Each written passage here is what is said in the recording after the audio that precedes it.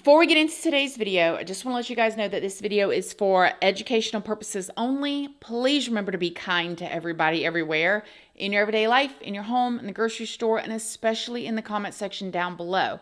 Please do not show hate to anybody, anywhere.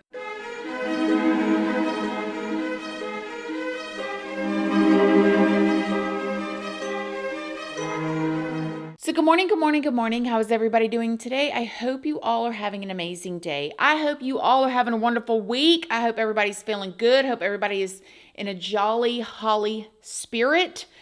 So in today's video, we're going to be doing an update / recap on a situation that we talked about a few months back. And we talked about it a few months back, but it's just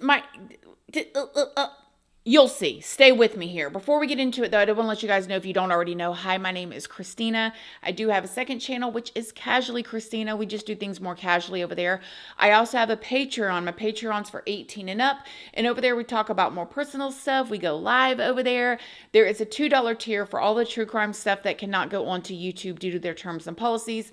That goes over on my Patreon under the $2 tier. Just make sure you read the full about section and what each tier offers before you join. I'm also on Instagram, Facebook, and Snapchat. And I'm also on Like to Know It. And Like to Know It is a platform. There's also an app that I post links to the things that I like or things that you guys ask about or things that I use. Like everything from makeup to clothing to workout gear to just pretty much everything. Everything you can think of. I could post all those links over on my Like to Know It. And all of those platforms are linked down in the description box if you would like to come and check me out. Okay, so let's get into it. Do y'all remember earlier this year when we talked about 57-year-old Michael Meyden from Lake Oswego, Oregon? Well, today I have some updates for you. Before we get into it, though, let's do a quick little recap for those of y'all, just to kind of bring you back up to speed. Okay, so Michael Meyden was an HR manager at an energy company. Back in 2023, Michael was living with his wife and their daughter and their son in their $1.3 million home. On August 26th, Michael hosted a slumber party or a sleepover for his 12-year-old daughter. Now, at this sleepover, 3 of Michael's daughter's friends came over to spend the night. They were all planning on having like this spa night. Well, Michael was very involved in the sleepover. He took the girls to get their nails done and he picked up pizza for them and he decided that he was going to have dinner there for them. Now, when they all got back to Michael's home, Michael made the girls mango smoothies and insisted that they drink them. Michael used like different color straws for the different smoothies that went to each one of the girls and insisted that each one of his daughter's friends only drink their smoothie that had their color straw, right? And if you also remember, one of the girls ended up drinking 2 smoothies. Another girl drank 1 smoothie, but the third girl said that she did not like the smoothies, so she barely drank any of them at all. And he was like insisting, finish your smoothie, you need to drink it. She was like, it tastes funny, I don't really like it. He's like, drink the smoothie, drink the smoothie, drink the smoothie. Well, as it was time for them to all go to bed, the girls went downstairs into the basement where they had been sleeping, like they had all their sleepover stuff set up down there, and all of them fell asleep except for one. The third one, the one who did not like the taste of the smoothies and did not drink them. She also witnessed some very strange behavior from Michael, her best friend's father. The one that was awake said that Michael kept coming down into the basement to check on them to see how deeply asleep that they were. Now, eventually, if you remember this story, and if you don't, I have a full video that I did on it. You guys can go and check it out. I'll put the link right up here. But if you remember, this one, the girl that was awake was so scared that she decided that she wanted to go home. She began to text her mom, trying to wake her mom up. Hey, I don't feel comfortable. Please come and get me. Please, please, please. Even if I don't respond to you, please come and get me. She doesn't respond, so she ends up contacting a family friend and saying, please come and get me. Please come and get me. When she was picked up and brought home by a family friend, she went in immediately and woke her parents up and told them what happened. They told the other parents, who then immediately went over to Michael's house to pick up their daughters. Now, if you also remember, when the other parents showed up to Michael's house and tried to go inside to pick up their daughters, Michael was insistent that they did not need to come in and pick them up. They were sleeping. They would be fine, Now, he eventually did let them in because the parents were ticked. Now, again, you can imagine they're having a sleepover. You go to pick up your daughter or your son, and the person there says, no, you can't come in and get them. He eventually lets them in to get them, but he was acting super strange. Then after seeing the state that their daughters were in, the other parents immediately took them to the hospital, where each of them tested positive for benzos. That's where when the cops were contacted, Michael's wife ended up divorcing him, and Michael was eventually taken into custody for causing a minor to ingest these types of substances after a grand jury indicted him because he was putting that stuff in those smoothies, trying to get them to drink smoothies so they would sleep really, really hard, whatever, Now, none of them were hurt, thankfully, but Michael initially went in and he pled not guilty, and then he was released on a $50,000 bond. Now let's get into the new updates, okay? So he gets released on this $50,000 bond, which to me, I just was like, $50,000 bond? That's it? Like, oh my mind starts going in a million different directions. All the things that could have happened. All of the things that could have happened, okay? On the short list of them, a bad reaction from giving medication, whatever, to somebody else's. You know what I mean? You have no idea their history. That's on a very short list of things. Nevertheless, so he's out on this $50,000 bond. He ends up making a plea deal with the state's attorney. So he makes a plea deal where he's going to plead guilty. At his sentencing hearing, he goes in and he gives a 7-minute statement to try to explain why he did what he did. So I've always tried to make sure that my kids had big events so that they could look forward during the weekends during that time, and that they could look forward to as social events with their friends. This summer, we had many sleepovers with many people that were all very fun and successful. With some of the kids, they went to bed on time as asked, but some of the kids, their parents didn't make them go to bed at any time. Despite what has been said and conjectured by everybody, I deserve that speculation, but I have to tell everybody here, I was truly worried about them, and I just wanted them to go to bed, and I wanted to go to bed knowing that they were in their bed. 2 weeks after this happened, when I wasn't home, my son went to a sleepover, and 4 of his friends snuck out and were picked up by the Westland police, and all their parents got a phone call at 3 in the morning saying, come get your kid. I think all of us probably snuck out when we were that age. I know I did. But it's just not safe to do that anymore. And I really wanted this event to be something that they could enjoy and be safe. And to hear that that didn't happen absolutely destroys me. Now, 2 of the girls' mothers came in and gave statements to the judge. They asked the judge to sentence Michael to the maximum of 4 years, which, mind you, even 4 years to me seems like such a small amount of time for what happened. And they're begging for 4 years, which in my opinion is table scraps. My thoughts are also going to get personal, but that's the price you pay when you mess with a mother's children. It gets personal real quick.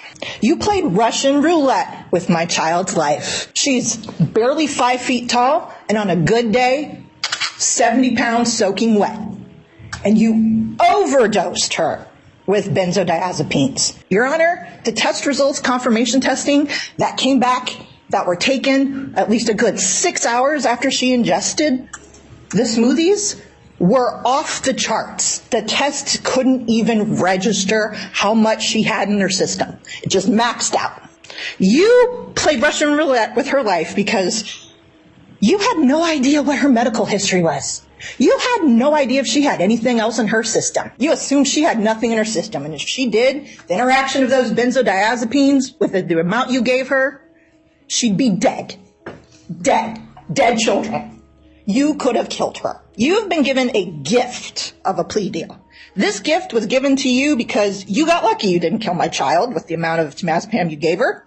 And this gift was given not because you earned it or deserved it, but because the system's so overworked and overwhelmed that it determined that 24 months was the best that it could do. I'd say this compliance has only come within the last couple of months because at the beginning of you being considered a suspect in the drugging of these children, you definitely tried to avoid consequences.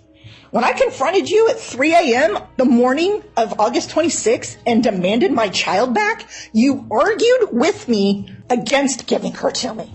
You tried to weasel out of giving me my child. 3 girls came in and gave statements as well. I mean, how brave. Their voices has to be altered, though, to protect their identities. But listen to this. 3 of my best friends. Knowing how I felt that night, I'm certain that it was not the first time Mr. Meyden drugged me, but it is the first time that he was caught. I felt similar effects during past experiences, and now I know why. Mr. Meyden encouraged his daughter to have friends over for sleepovers. He wanted us at his house. He made creepy comments about us skinny dipping in their hot tub. He made comments about when we took showers and changed clothes. He would touch my friends and I without our consent, and I had to ask him to stop multiple times. But he also took away my best friend when I needed her most. I trusted him because he was my best friend's dad, and he abused that trust. He used drugs that make you fall asleep and forget things. He used drugs that could have killed us. We had to spend almost 6 hours at the hospital doing blood tests and talking to police. And as a 12-year-old kid, trust me, that scared me. For the longest time, I thought that maybe it was my fault that this happened to me. Maybe it's my fault that he drugged me. Maybe it's my fault my friends are suffering because of me. But then I slowly began to realize it's not my fault. It's his. And I or my friends should not feel any blame for any of this. Michael Meyden, look at me. You are horrible. You are a rotten old man who did this to children. I don't know what your motive was, whether it was rape or anything. But for the longest time, you've made me scared of old men that probably think like you.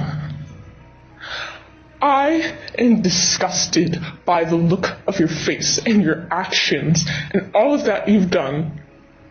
I can't believe the low sentence you're getting for this. You are horrible, and I will always hate you for what you've done. Michael was ultimately sentenced to 24 months in prison. He will be eligible for parole in January of 2026. Yeah. And if that sounds like a long time from now, remember that as the time of me making this, we're in December of 2024, which means literally next month is 2025. And then you've got 12 months and he's going to be eligible for parole. Most recently, it has come out that one of the girl's father has filed a $2.4 million lawsuit against Michael and his ex-wife for battery and intentional negligent infliction of emotional distress. In this lawsuit, it alleges that Michael and his ex-wife failed to protect the little ones in their home and they failed to store their prescription medication properly. Something that I find pretty interesting and that I did not mention in my last video, but according to some of the reports, Michael's co-workers said that after they heard about what happened, they were not totally surprised by it at all. They said that he had shown really creepy behavior in the past. One of his coworkers said that Michael always wanted to know about her family.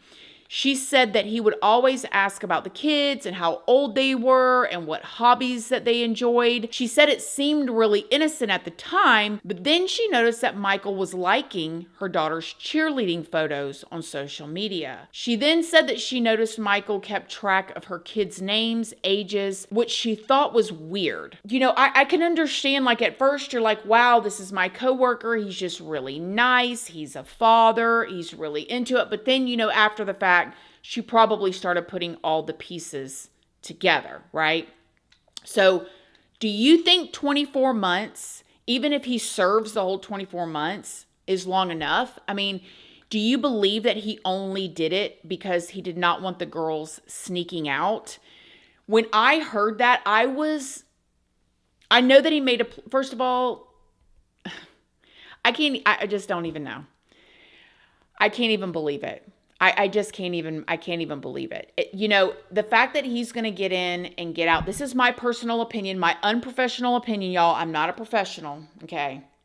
On the outside looking in, it's believable to me. Any kind of reactions that could have happened, who knows what could happen. And one of the daughter's friends who would say that when they would go over to her house, that the dad would make comments about them being in the hot tub skinny dipping, and it was like always creepy and all of this stuff. And then for him to do that, I don't know. At best case scenario, what he said was true. Are you kidding me? It's still 24 months. I mean, what if one of those girls would have had a bad reaction to that medication? What if them would have went to sleep and not woke up? Like, that is wild to me.